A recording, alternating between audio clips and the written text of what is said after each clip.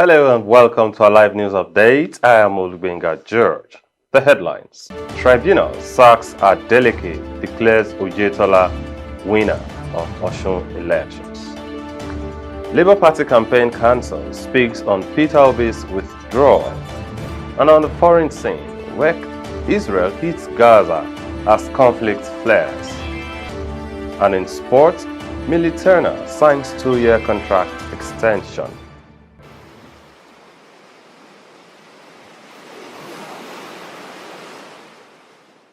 Now the news in detail. The Osun State Election Petition Tribunal, chaired on Friday, has sacked Osun Governor Adeleke. The ruling was given by a 3-man panel led by Justice Setse Kume. The majority judgment of 2 judges against 1 ordered that the certificate of return should be withdrawn from Adeleke and issued to Adegboyega Oyetola. The majority judgment, which was read by the chairman, Justice Setse Kume, said Oyetola scored the majority lawful vote of 314,931 against Adeleke's 219,606. The tribunal sacked Adeleke for overvoting in some polling units across the state. And now in Labour Party, the Labour Party Presidential Campaign Council has denied media reports that its standard-bearer, Peter Obi, is planning to withdraw from the presidential race.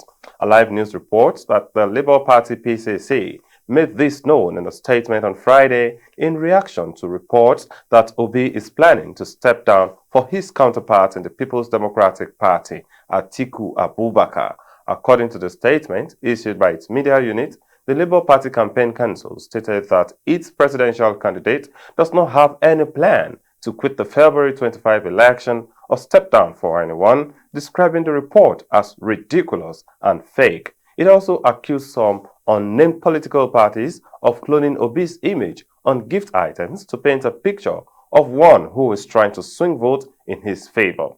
Through inducements, the media office said the fake report is not unconnected with the desire to distract Obi from the race in hope that doing so would give those behind the report possible hope of winning.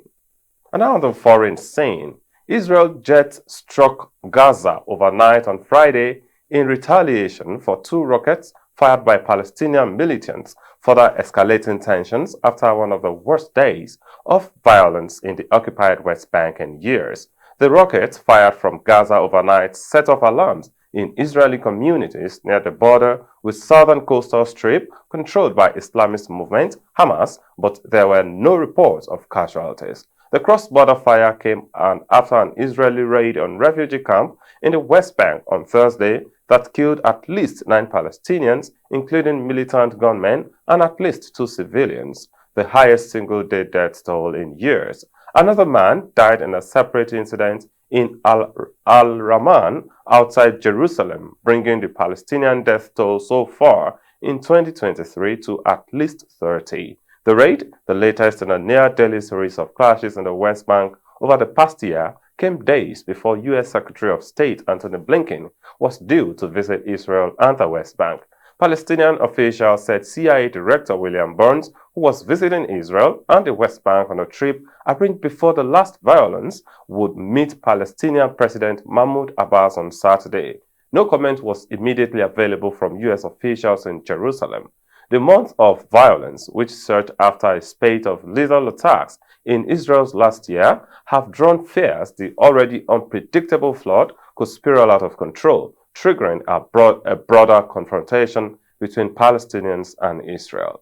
And now in sport, Manchester centre-back Millie Turner has signed a 2-year contract extension to run until the end of 2024-25 season. Turner joined United in their first season as a professional side in 2018-19 and has made 97 appearances. Turner, a former England under-19 international, has scored 6 goals for United, most recently the equalizer in their stunning 3-2 comeback win at Arsenal in November. United manager Mark Skinner said Millie is a player who optimizes what it is to play for Manchester United on and off the field. He said her personal journey is one that fully deserves a new contract and that the club is delighted that her energy, enthusiasm, and all-round quality which they hope will remain a part of their special group. And that's news update for today. Thanks for joining. I am Olubinga George.